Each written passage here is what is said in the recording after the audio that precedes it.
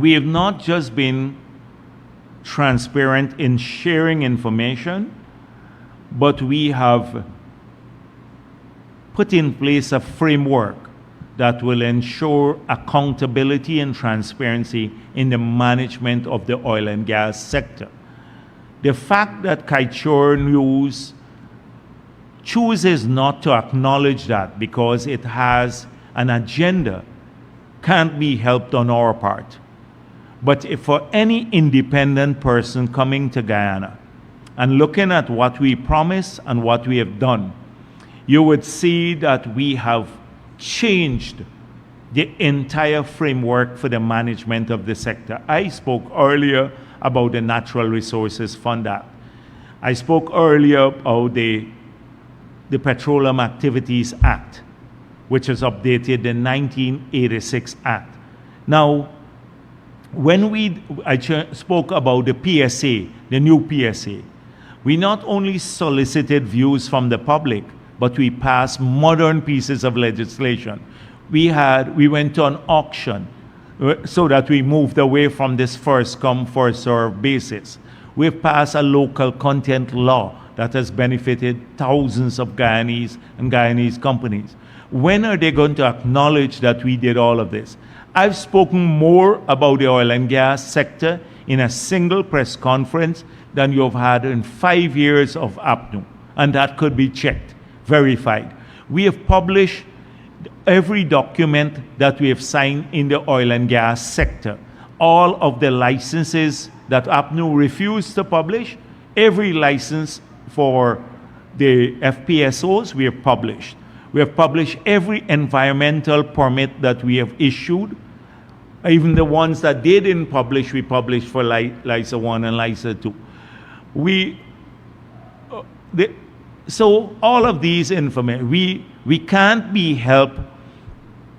It can't be helped when you misinterpret different things. For example, often the people, when they speak abroad to their shareholders, they talk on the basis of the accounts of the company that they have to share with maybe it's a publicly traded company.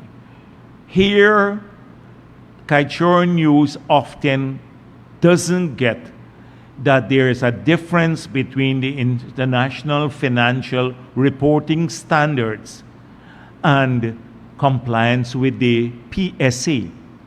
So they're very confused. For example, the one about how you account for profits. The standards are very different. I dealt with that. The same thing that goes towards, say, the decommissioning costs. Under the international financial reporting standards, it's treated differently. Under the PSA, it's only deducted from production. So that means only the commissioned vessels you start deducting from. So how much goes to the cost bank for a figure that goes to the cost bank for decommissioning might be different than how it's treated in the international financial reporting standard. These are things that in the Kaichor News there's confusion because they don't have a lot of technical people and they work on the basis they get a lot of help from the politicians who half of the time don't know to. Like a Patterson would talk off the top of his head. And so I can't help that if you have deficiencies there. But I know that we have been more transparent almost on every issue. I can't help also that if I give you an answer and you don't like the answer, that you keep asking it over and over again, hoping my answer will change, and it will not change because we have defined our position right from the beginning.